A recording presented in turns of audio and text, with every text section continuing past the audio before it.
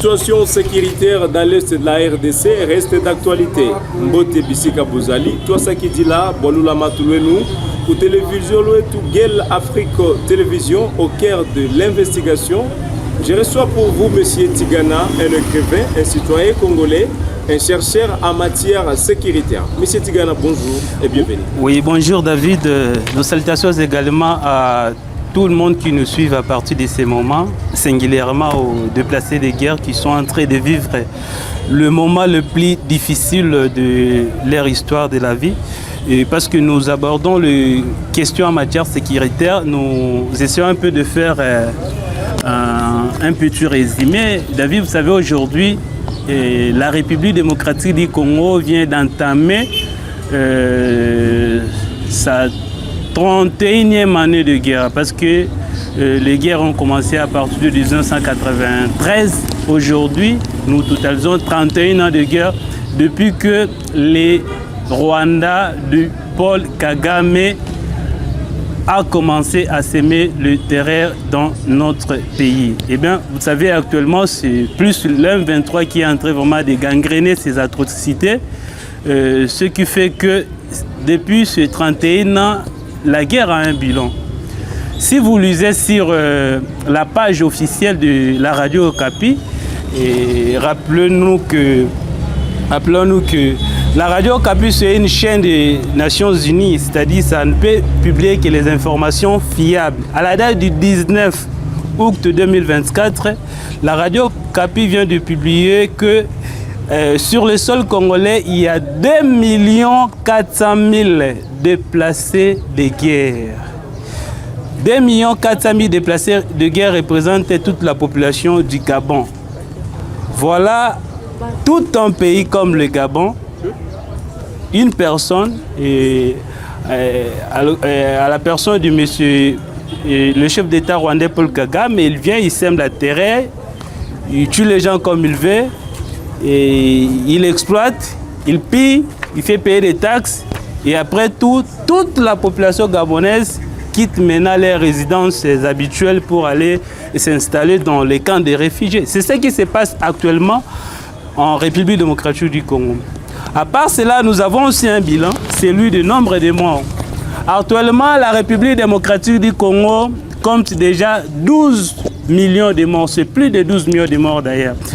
Eh bien, s'il faut essayer un peu de faire une étude comparative, nous allons nous rendre compte que 12 millions de morts représentent 150 fois Stade de France, parce que Stade de France regorge 80 000 sièges. Si vous faites 12 millions divisé par 80 000, vous allez vous rendre compte que c'est 150 fois Stade de France. Maintenant, essayons un peu d'être des êtres humains, des humanistes, même si on ne veut pas vraiment se pencher pour ceux qui ne veulent pas soutenir la cause congolaise.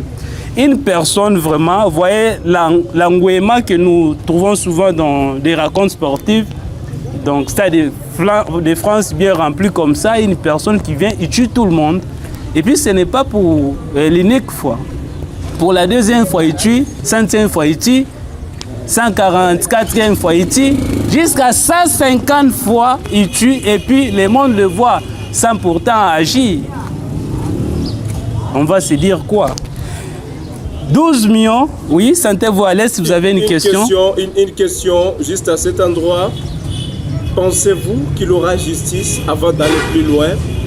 On a 12 millions de personnes qui ont été tuées, massacrées dans cette guerre dans l'est du pays. Pensez-vous qu'il y aura un jour justice, que les commanditaires de ces atrocités seront un jour appréhendés? Parce que les gens ont toujours crié que Kagame soit arrêté, mais la façade internationale a pu voir ça comme n'importe quoi, et Kagame n'a jamais été arrêté, n'ont jamais été interpellés. Pensez-vous qu'un jour il aura justice pour ces compatriotes congolais qui ont perdu? Juste avant de vous répondre, David, pour compléter un peu ce que nous étions en train de dire, vous savez que nous, particulièrement les Congolais, nous condamnons partout où il y a des camps isolés, des tueries des personnes, et notamment le camp de génocide rwandais. Parce que nous avons un bilan au niveau de ce qui s'est passé au Rwanda. Il y a eu 800 000 Rwandais qui ont été tués suite à l'avènement du génocide. Mais nous allons nous rendre compte que si nous faisons la division de 12 millions de morts divisé par 800 000 Rwandais qui ont été tués, nous allons nous rendre compte que le Congo aujourd'hui, le nombre de morts congolais représente 15 fois plus que le génocide rwandais. Est-ce que vous essayez d'imaginer cette énormité de choses? Déjà, ce qui s'est passé au Rwanda, même les Rwandais, mais que ce soit les Tutsis, que ce soit les Hutus, ils regrettent. Parce que tuer 800 000 personnes, ce n'est pas une mince affaire. Maintenant, la RDC connaît 15 fois plus que le génocide. C'est-à-dire c'est énorme. Au-delà de ça, nous avons aussi une population qui est très protégée à l'échelle mondiale. La population juive mondiale représente 13 millions de juifs à travers le monde. Et maintenant, aujourd'hui, la RDC connaît les camps de plus de 12 millions de morts. C'est comme si Kagame avait déjà tué toute la population juive du monde. C'est énorme, vraiment, les camps des atrocités que nous avions connus suite à tout ce que Kagame a fait sur le sol congolais.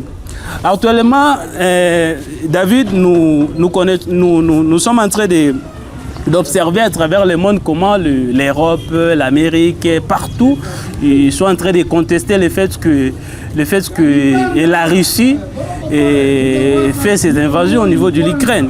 Vous savez ce que la Russie fait actuellement en Ukraine, ça ne passe pas inaperçu. Il y a aussi un bilan. Le bilan, c'est 11 284 morts ukrainiens qui sont déjà morts dans ces atrocités russes. Maintenant, si nous faisons encore une étude comparative, nous allons nous rendre compte que les 12 millions divisés par 11 284 personnes qui sont déjà tuées en Ukraine, nous allons nous rendre compte que la RDC connaît plus 1063 fois plus de camps de mort que ce que l'Ukraine connaît aujourd'hui. Et essayons maintenant de faire une étude comparative. Vous voyez les engouements des Européens, des ONG, des partis politiques en Europe, partout à travers le monde. Aux États-Unis, comme ils sont en train de soutenir la cause ukrainienne. Mais comment voulez-vous comprendre qu'il y a l'Ukraine? Nous aussi, nous partageons vraiment la souffrance de la population ukrainienne. Mais en République démocratique du Congo, nous vivons 1063 fois plus que ce que l'Ukraine est en train de vivre sur son sol. Nous avons aussi les camps de guerre qui se passent actuellement, les camps de Gaza. Vous savez, entre Gaza et l'Israël, il se passe aussi beaucoup de choses que le monde déplore. Au Gaza, il y a eu 37 396 morts qui sont déjà morts aujourd'hui.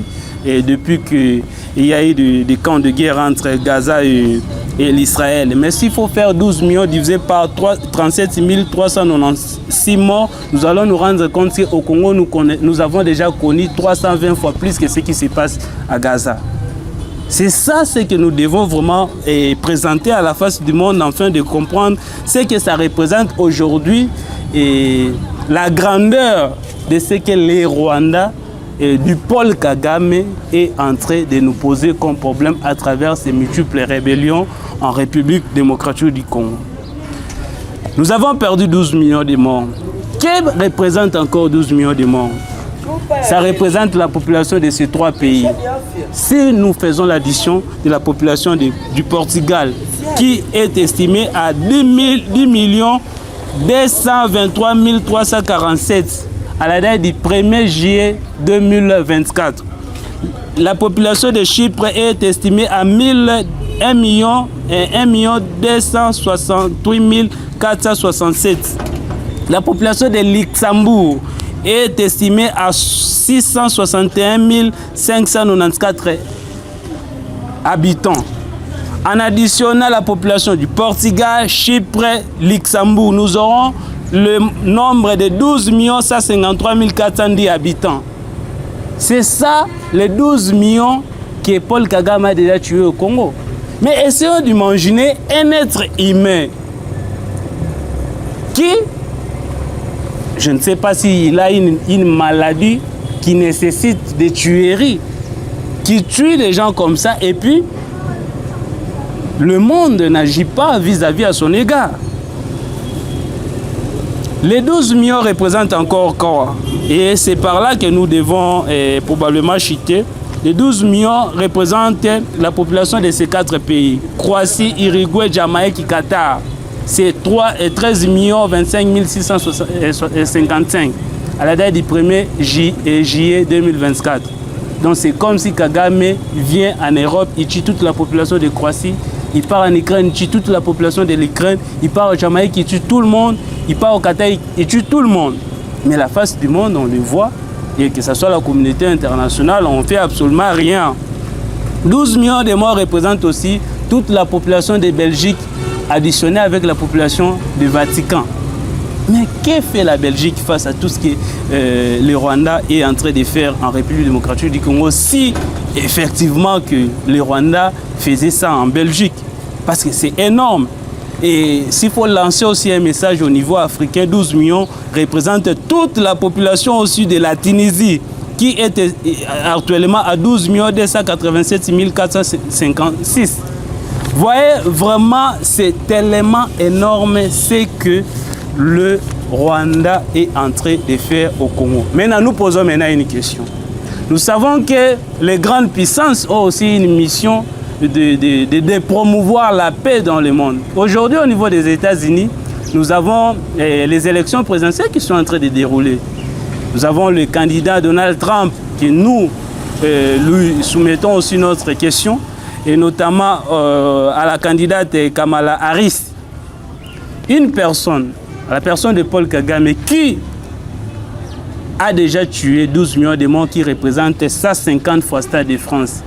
Quelle est la politique qu'il prévoit déjà dès lors qu'ils vont accéder au pouvoir vis-à-vis de cette personne?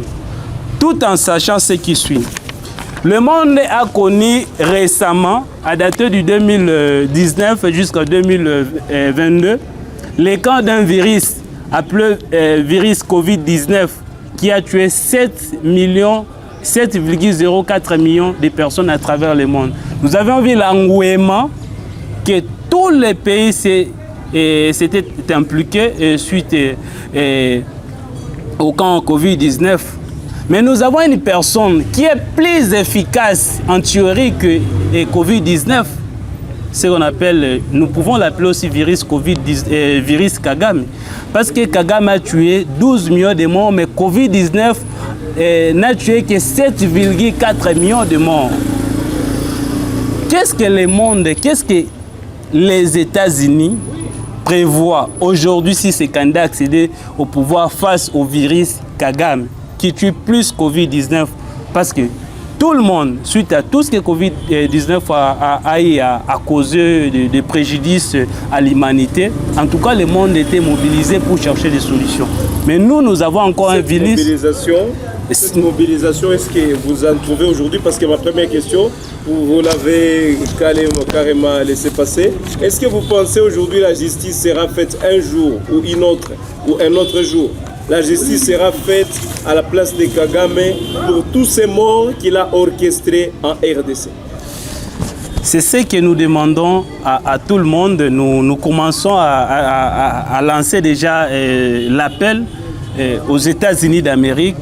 Nous lançons aussi l'appel en Europe. Aux États-Unis d'Amérique, nous lançons cet appel pour dire que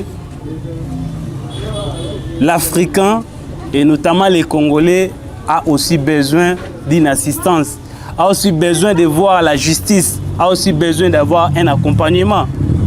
Parce qu'aujourd'hui, Kagame représente un danger pour l'humanité et non seulement pour la République démocratique du Congo.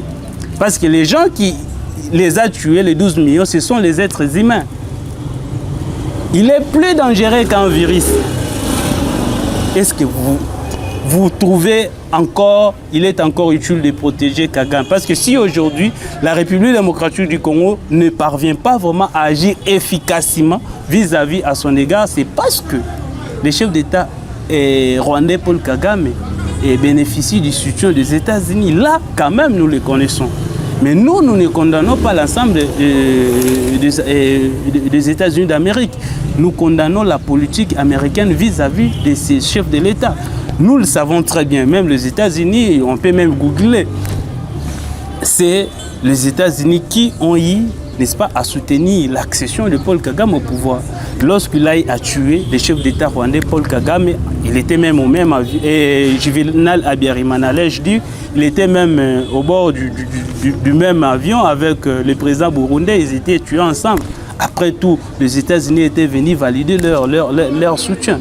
Aujourd'hui, il a fait beaucoup. Vous pouvez être des alliés, mais au regard de tout ce qu'il a eu à faire, nous souhaitons à ce que vous pouvez changer même la carte. Vous pouvez l'écarter dans la carte afin de mettre quelqu'un d'autre qui pourrait quand même ne pas tuer des gens comme s'il a une maladie de tuerie.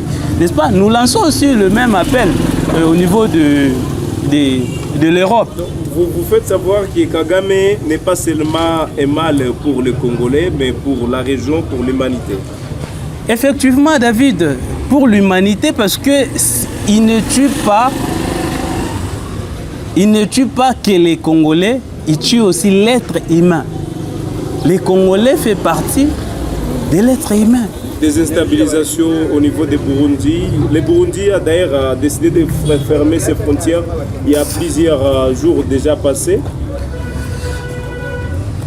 Avant de vous répondre à cette question, David, nous avions remarqué pendant la guerre de l'Ukraine, ça aussi c'est l'appel que nous lançons à la politique américaine et à l'Europe aussi.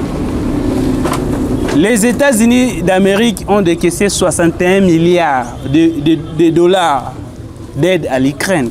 L'Europe a décaissé 39 milliards d'euros d'aide à l'Ukraine vis-à-vis de la RDC. Combien de milliards avons-nous reçus déjà des États-Unis? Combien de milliards avons-nous déjà reçus de l'Europe? Donc, le monde nous tourne le dos au nom seulement du fait que Kagame c'est un allié des États-Unis d'Amérique. C'est ça ce que nous condamnons. C'est ça ce que nous ne voulons pas que ça puisse continuer. Parce que ça nous tue, nous sommes victimes.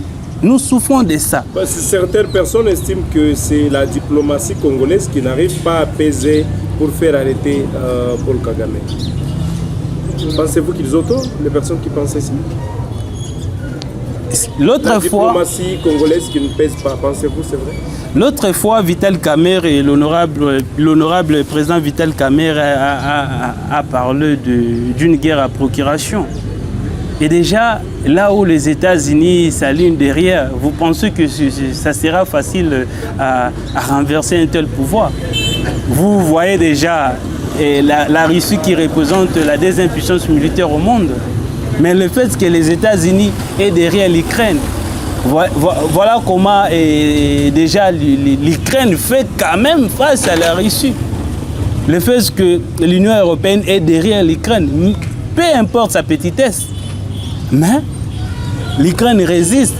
Le Rwanda peut être petit. Le fait qu'il est soutenu par les États-Unis, ça ne peut que poser problème à la République démocratique du Congo. C'est que nous demandons à ces États, au nom de l'humanisme, nous voulons voir leur implication, afin que Kagame puisse cesser de causer ces atrocités. Nous voulons voir leur rescousse, afin qu'ils puissent nous porter aussi leurs mains, leurs assistances, de même qu'ils ont fait à l'Ukraine. Nous voulons voir ces 61 milliards aussi être investis en République démocratique du Congo. Ce que les États-Unis ont fait en Ukraine. Nous voulons voir aussi l'Europe investir ces 39 milliards aussi au Congo, afin que nous puissions faire, bien que l'aide sur des crédits, mais tant mieux le faire, afin que ça puisse nous permettre de nous en sortir dans ce que nous sommes en train de traverser. Il y a aussi autre chose, David, les mouvements politiques, les mouvements associatifs, les presses. Vous voyez des mouvements en France tels que les Insoumis. Ils sont tellement mobilisés depuis l'avènement de Gaza. Et Jean-Luc Mélenchon, Mathilde Panot, ils ont payé le prix de leur peau. Toute leur énergie était motivée à défendre la cause de Gaza. Mais nous leur rappelons aussi, si c'est seulement pour défendre l'être humain, mais qu'il puisse aussi se mobiliser pour défendre l'extermination de la population congolaise. On nous a déjà tué 150 fois plus que ce Stade de France. Qui se mobilise, nous appelons aux insoumis. Nous avions vu Éric Zemmour en France. Comment est-ce qu'il était en train de défendre avec toute énergie les Juifs. Mais si c'est seulement la cause humanitaire, la cause de l'être humain, Éric Zemmour, vous êtes le bienvenu pour défendre aussi la cause congolaise. J'ai beaucoup suivi Éric Zemmour lorsqu'il développe sa politique européenne de l'immigration tant clandestine que légale. Il est en train de militer contre l'immigration, ou encore, disons, l'immigration modérée. Et lui-même, il appelle ça l'assimilation. Il appelle ça quoi? Il appelle ça un enjeu de civilisation. Mais lorsque vous combattez l'immigration, vous, en France ou en Europe, le mieux à faire, c'est de combattre aussi les guerres. Voilà ce qui se passe au Congo. Si vous combattez la personne du chef de l'État rwandais Paul Kagame, il n'y aura plus d'insécurité au Congo. Les gens vont rester chez eux comme d'habitude dans les résidences. La personne que je suis depuis que je suis né, je n'ai jamais été dans un seul pays. Je n'ai jamais voyagé, je circule seulement au Congo. Parce que je me sens à l'aise là où je suis. Et maintenant, imagine que aujourd'hui, au lieu de combattre et attendre à ce qu'on puisse combattre les immigrations en Europe et en France, et que l'on combat ces guerres, et que l'on combat les seigneurs de guerre surtout. Vous voyez que c'est une manière très facile, n'est-ce pas, à combattre l'immigration, parce que tout le monde restera chez eux sans aucun problème. Nous appelons aussi à Éric Zemmour de militer contre la personne de Kagame, voilà, de mobiliser enfin que le monde puisse maîtriser la situation congolaise pour que nous aussi, nous ne puissions pas, n'est-ce pas, quitter le Congo pour aller vivre ailleurs. Voilà. Nous avons un message aussi à lancer et voilà, David, là, nous peut-être placer ça juste à la fin. Ici, on finit par la situation de paix. Comme on est en train de le dire, la façade internationale aujourd'hui semble oublier la situation qui traverse la République démocratique du Congo. Vous aviez donné autant d'exemples qui représentent 12 millions de peuples, de personnes qui ont perdu la vie en République démocratique du Congo. Ce processus de paix qui se poursuit au niveau de l'Angola, la médiation de Joao Lourenço, c'est la dernière question peut-être. Que pensez-vous sur ça? Pensez-vous que cette médiation pourra apporter une solution face à la guerre dans l'Est de la RDC? Les M23 récidivisent comme pas possible. Ils étaient RCD, ils sont devenus CNDP, aujourd'hui M23. C'est-à-dire, ils peuvent encore faire autre chose, changer de casquette, soit encore revenir sous la même casquette. Et vous le savez, même aujourd'hui, ils ont eu à déployer quelques véhicules dans le Niragongo, qui ont transporté le militaire rwandais pour venir les installer dans le Niragongo. Quoi bien même qu'il y a des processus en cours. Nous avons plutôt un message à lancer au gouvernement, parce que nous n'avons pas foi ce qui s'effectue là-bas. Et la solution, c'est quoi? C'est ce que nous proposons maintenant au gouvernement congolais. Les gouvernements congolais, nous avons les militants qu'on appelle les Wazalendo. Ils sont en train d'assumer, n'est-ce pas, la défense de leur territoire. C'est maintenant le moment opportun, ou encore il y a la nécessité de les organiser afin qu'ils puissent faire un assaut à Kigali. Je ne parle pas de Kiseni, je parle de Kigali, la capitale du Rwanda, afin qu'eux aussi causent les atrocités au Rwanda. Et là, Paul Kagame, le chef d'État rwandais, va maintenant appeler les M23 pour venir respousser son pouvoir à Kigali. Et nous serons en position de force. Là, ce n'est pas le gouvernement qui attaque le Rwanda, mais ce sont des citoyens. Et pour quel but? Pas pour les aventures, pour installer un nouveau pouvoir des FDLR. On prend les FDLR, ils seront là avec les Ouazalènes en train d'implanter leur pouvoir là à Kigali. Voilà comment ça va se passer. C'est très simple. Aujourd'hui, nous avons les camps de détournement en République démocratique qui nous fait que dégoûter. Il suffit de prendre 200 millions de dollars. On recrute 10 000 personnes. À chacun 2 000 dollars par chacun dans l'espace de 3 mois et une parcelle. On donne à chaque combattant une parcelle plus 2 000 dollars et maintenant ils vont aller dans l'espace de 3 mois, on renverse le pouvoir de Kigali. C'est plus simple que ça. Et maintenant, pendant les opérations, dès qu'ils arrivent là, ils vont recevoir des butins de guerre, soit encore Kagame va cette fois-ci accepter pour la vraie négociation de guerre. Voilà ce que nous demandons au gouvernement congolais, parce qu'il est urgent. Il est vraiment urgent. N'attendons pas à ce que Paul Kagame puisse, n'est-ce pas, laisser que ses intérêts puissent voler comme ça, parce que ça fait déjà 31 ans que nous sommes entrés de subir ces atrocités. Il y a eu des négociations et des négociations. Nous estimons que ça peut encore procurer des bonheurs, mais n'oublions pas que le fait de tirer les négociations officielles, c'est ce qui s'est passé effectivement au Rwanda pendant que Paul Kagame tentait de négocier avec Juvenal Biarimana. C'est ce qui est l'air, je ne sais pas si on appelle l'air Monisco là-bas comment. Il faisait ça à un moment, c'était maintenant opportun pour faire le coup d'État au chef d'État rwandais Juvenal Biarimana. Et c'était l'échec total et regrettable, irrécupérable aussi. Merci beaucoup, monsieur Tigana, mesdames et messieurs, chers téléspectateurs de Gueule Afrique Télévision. Nous vous remercions de nous avoir consacré votre temps. Merci beaucoup, monsieur Tigana, et on espère vous revoir à la prochaine pour d'autres actualités. Merci beaucoup.